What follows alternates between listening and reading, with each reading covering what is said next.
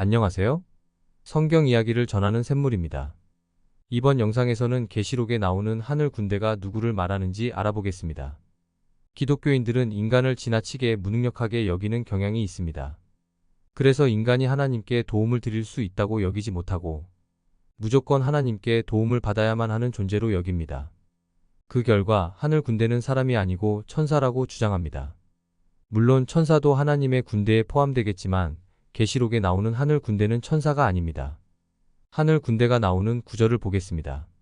하늘에 있는 군대들이 희고 깨끗한 세마포 옷을 입고 백마를 타고 그를 따르더라. 이것은 천년 후에 예수님께서 짐승과 싸우기 위해 등장하는 장면입니다. 대부분 기독교인들은 이것을 예수님의 재림이라고 주장합니다. 그렇지 않습니다.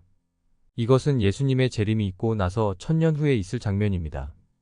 예수님께서 재림하시는 이유는 택하신 자들을 데려가시려는 것입니다. 예수님은 재림에 관해 이렇게 말씀하셨습니다. 그때의 인자의 징조가 하늘에서 보이겠고 그때의 땅의 모든 족속들이 통곡하며 그들이 인자가 구름을 타고 능력과 큰 영광으로 오는 것을 보리라. 그가 큰 나팔 소리와 함께 천사들을 보내리니 그들이 그의 택하신 자들을 하늘 이 끝에서 저 끝까지 사방에서 모으리라. 예수님께서 재림하시는 것은 그가 택하신 자들을 데려가시려는 것입니다. 그들을 데려다가 훈련을 시켜야 마귀와 싸우게 할 수 있습니다. 그 훈련 기간이 천년입니다. 그래서 훈련이 끝난 자들을 데리고 마귀와 싸우는 것입니다. 그러므로 계시록 19장에서 예수님께서 그 훈련된 자들과 함께 등장하는 장면이 재림이 될 수 없습니다. 그럼 그 하늘 군대는 누구를 말하는 것일까요? 그들은 세마포 옷을 입고 전쟁을 합니다. 세마포 옷을 입은 자들은 바로 어린 양의 아내가 되는 성도들입니다. 우리가 즐거워하고 크게 기뻐하며 그에게 영광을 돌리세. 어린 양의 혼인 기약이 이르렀고 그의 아내가 자신을 준비하였으므로 그에게 빛나고 깨끗한 세마포 옷을 입도록 허락하셨으니 이 세마포 옷은 성도들의 옳은 행실이로다 하더라. 이 성도들은 옳은 행실을 한 대가로 세마포 옷을 입게 되었으며 어린 양의 아내가 되어 영의 세계에서 혼인 잔치를 하게 될 것입니다. 그럼 어떤 사람들이 어린 양의 아내가 될까요? 그들은 어린 양의 생명책에 기록되는 자들입니다. 무엇이든지 속된 것이나 가증한 일 또는 거짓말하는 자는 결코 그리로 들어가지 못하되 오직 어린 양의 생명책에 기록된 자들만 들어가리라. 어린 양의 생명책에 기록된 자들만 새 예루살렘 성에 들어갈 수 있습니다. 그런데 한 천사가 그 새 예루살렘 성이 어린 양의 아내라고 말합니다. 7대접을 가지고 마지막 7재앙을 담은 7천사 중 하나가 나와서 내게 말하여 이르되 이리 오라. 내가 신부 곧 어린 양의 아내를 내게 보이리라 하고 성령으로 나를 데리고 크고 높은 산으로 올라가 하나님께로부터 하늘에서 내려오는 거룩한 성 예루살렘을 보이니 이것은 물론 상징적인 표현입니다. 그 천사의 말은 그 성에 들어갈 수 있는 자격을 가진 자들이 어린 양의 아내라는 것입니다. 그럼 어린 양의 생명책에 기록된 자들이 하는 일은 무엇일까요? 천년 후에 이 성도들과 싸우는 자가 바로 무저갱에서 나온 짐승입니다. 또 권세를 받아 성도들과 싸워 이기게 되고 각 족속과 백성과 방언과 나라를 다스리는 권세를 받으니 죽임을 당한 어린 양의 생명책에 창세 이후로 이름이 기록되지 못하고 이 땅에 사는 자들은 다 그 짐승에게 경배하리라. 이것은 천년 후에 하늘 군대와 짐승의 군대가 싸우는 장면입니다. 이 전쟁에서 어린 양의 생명책에 기록된 자들, 즉 하늘 군대에 속한 어린 양의 아내 외에는 모두 짐승에게 경배하게 됩니다. 하늘 군대는 마귀와 싸울 수 있도록 훈련을 받았기 때문에 짐승에게 경배하지 않습니다. 그러나 그 외의 사람들은 마귀와 싸울 준비가 되어 있지 않으므로 모두 굴복하는 것입니다. 그러나 이 전쟁에서 짐승이 이기고 하늘 군대는 져서 도망하게 됩니다. 이 전쟁은 예수님께서 나서지 않으시고 14만 4천만 나가 싸우는 전쟁으로 이들은 짐승에게 패하게 됩니다. 이렇게 도망한 하늘 군대는 다시 훈련을 받고 예수님과 함께 짐승을 잡는 전쟁에 참여하게 됩니다. 그 장면이 계시록 19장에 나온 하늘 군대 이야기입니다. 그럼 어떤 사람들이 어린 양의 아내가 될까요? 그들은 하나님의 인을 맞은 사람들입니다. 내가 인침을 받은 자의 수를 들으니 이스라엘 자손의 각 지파 중에서 인침을 받은 자들이 14만 4천이니 그들의 수가 14만 4천입니다. 기독교인들은 이 말씀에서 두 가지를 오해하고 있습니다. 첫째는 이들이 이스라엘 자손 중에서 나온다는 것을 육적인 이스라엘로 오해한다는 것입니다. 그러나 여기 나온 이스라엘은 상징적인 표현입니다. 이들은 예수님께서 피로 사서 하나님께 드리시는 자들인데 이들은 모든 족속 가운데서 나옵니다. 그들이 새 노래를 불러 이르되 두루마리를 가지시고 그 인봉을 떼기에 합당하시도다. 일찍이 죽임을 당하사 각 족속과 방언과 백성과 나라 가운데에서 사람들을 피로 사서 하나님께 드리시고 그들로 우리 하나님 앞에서 나라와 제사장들을 삼으셨으니 그들이 땅에서 왕 노릇하리로다 하더라.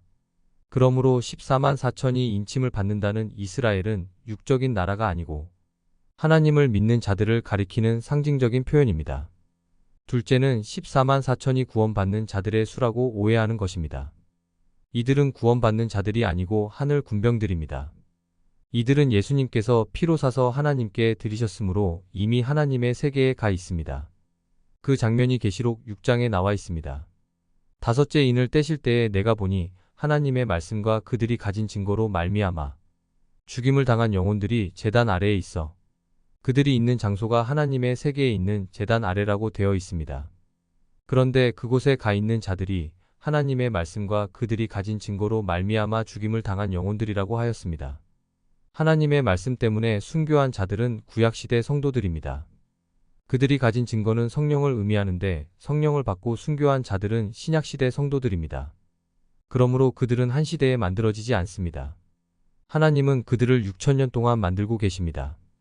그들의 수가 아직 차지 않았습니다. 그들이 예수님께 언제 원수를 갚아주시는지 여쭈자 예수님은 정해진 수가 차야 한다고 말씀하셨습니다. 큰 소리로 불러 이르되 거룩하고 참되신 대주제여 땅에 거하는 자들을 심판하여 우리 피를 갚아주지 아니하시기를 어느 때까지 하시려 하나이까 하니 각각 그들에게 흰 두루마기를 주시며 이르시되 아직 잠시 동안 쉬되 그들의 동무 종들과 형제들도 자기처럼 죽임을 당하여 그 수가 차기까지 하라 하시더라. 그 수가 14만 4천인 것입니다. 그런데 마귀 멸망 후에 이들이 심판 권세를 받는 장면이 뒤에 나옵니다.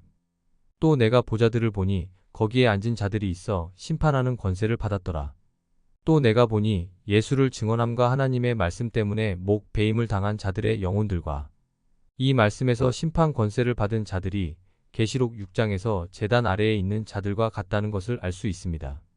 마귀가 멸망당한 후에 죽은 자들이 마귀 세계인 음부에서 나와 심판을 받습니다. 바다가 그 가운데에서 죽은 자들을 내주고 또 사망과 음부도 그 가운데에서 죽은 자들을 내주매 각 사람이 자기의 행위대로 심판을 받고 그때 생명책에 기록된 자들만 구원을 받습니다. 누구든지 생명책에 기록되지 못한 자는 불못에 던져지더라. 그러므로 구원을 받아 천국 백성이 되는 것은 심판을 받는 자들 가운데서 있을 일입니다. 하늘 군대인 14만 4천은 심판을 하는 자들이기 때문에 거기에 속하지 않습니다. 그러므로 14만 4천을 구원받을 자들로 여기는 것은 잘못 알고 있는 것입니다. 마지막 때 예수님께서 재림하여 그 택하신 자들을 데려간 후의 장면이 다음과 같이 나와 있습니다. 또 내가 보니 보라 어린 양이 시온산에 섰고 그와 함께 14만 4천이 서 있는데 그들의 이마에는 어린 양의 이름과 그 아버지의 이름을 쓴 것이 있더라. 14만 4천이 두 부류로 나타나 있습니다. 하나님의 이름을 가진 자들은 구약시대 성도들이고 예수님의 이름을 가진 자들은 신약시대 성도들입니다. 이들이 시온산에 서 있다는 것을 두고 예수님께서 이스라엘로 재림한다고 오해하는 사람들이 많습니다. 앞에서도 말씀드린 바와 같이 예수님께서 재림하시는 것은 14만 4천 중에서 마지막 때 만들어진 자들을 데려가시려는 것입니다. 그러므로 14만 4천이 모두 모이는 것은 지상이 아닙니다. 시온산은 상징적으로 쓰인 것으로 이들은 하나님의 보좌 앞에서 새 노래를 부르게 됩니다. 그들이 보좌 앞과 내생물과 장로들 앞에서 새 노래를 부르니 땅에서 속량함을 받은 14만 4천 밖에는 능히 이 노래를 배울 자가 없더라. 이들이 부르는 새 노래는 장차 마귀와 싸우기 위해 필요한 훈련을 의미합니다. 이들은 마귀 멸망 후에 심판 권세를 받아 심판을 하며 심판 후에 구원받은 천국 백성들을 다스리는 왕이 됩니다. 마귀 멸망 후에 하나님께서 새 하늘과 새 땅을 만드실 것입니다. 또 내가 새 하늘과 새 땅을 보니 처음 하늘과 처음 땅이 없어졌고 바다도 다시 있지 않더라. 그때 백성들은 새 땅에서 살게 됩니다. 땅이라는 말은 상징적인 것입니다. 이들은 죽은 자들 가운데서 구원받은 자들이므로 모두 영입니다. 하나님은 하나님이 계시는 새 하늘과 구별하여 구원받은 천국 백성들이 사는 곳을 새 땅으로 표현한 것입니다. 새 하늘에는 14만 4천만 들어갈 수 있습니다. 다시 저주가 없으며 하나님과 그 어린 양의 보좌가 그 가운데에 있으리니 그의 종들이 그를 섬기며 그의 얼굴을 볼 터이요 그의 이름도 그들의 이마에 있으리라. 다시 밤이 없겠고 등불과 햇빛이 쓸데 없으니 이는 주 하나님이 그들에게 빛이심이라. 그들이 세세토록 왕 노릇하리로다. 14만 4천은 하나님의 종이 되어 그를 섬기게 됩니다. 이것이 제사장으로서의 직분입니다. 또 하나님의 이름이 그들의 이마에 있다는 것은 그들이 하나님의 인을 맞은 자들인 것을 보여줍니다. 그들은 세세토록 왕 노릇하게 됩니다. 그래서 예수님께서 피로 사서 하나님께 드리신 자들이 왕이 되고 제사장이 된다고 한 것입니다. 그들로 우리 하나님 앞에서 나라와 제사장들을 삼으셨으니 그들이 땅에서 왕 노릇하리로다 하더라. 이번 영상에서는 하늘 군대에 대해 말씀드렸습니다. 하늘 군대는 14만 4천으로 하나님께서 6천년 동안 만들고 계십니다. 마지막 때 그 수가 차면 예수님께서 재림하여 그들을 데려가실 것입니다. 그들은 하나님의 보좌 앞에서 훈련을 받으며 그 후에 마귀와 전쟁을 하게 됩니다. 그리고 마귀 멸망 후에 심판 권세를 받아 심판을 하며 심판에서 구원받은 천국 백성들을 다스리는 왕이 됩니다. 그리고 그들은 하나님을 섬기는 제사장이 됩니다. 그러므로 14만 4천은 심판자, 왕, 제사장이 됩니다. 끝까지 시청해 주셔서 감사합니다.